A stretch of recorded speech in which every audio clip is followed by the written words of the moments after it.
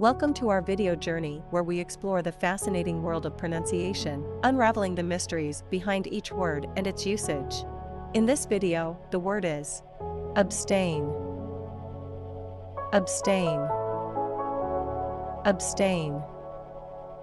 Abstain is a verb used to describe the act of refraining from doing something, especially something you might be tempted to do, often for moral, ethical, or health reasons.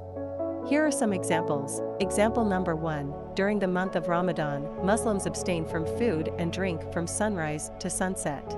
Why abstain is used in example number 1. In this example, abstain is used to describe the practice of refraining from eating and drinking during specific hours for religious reasons.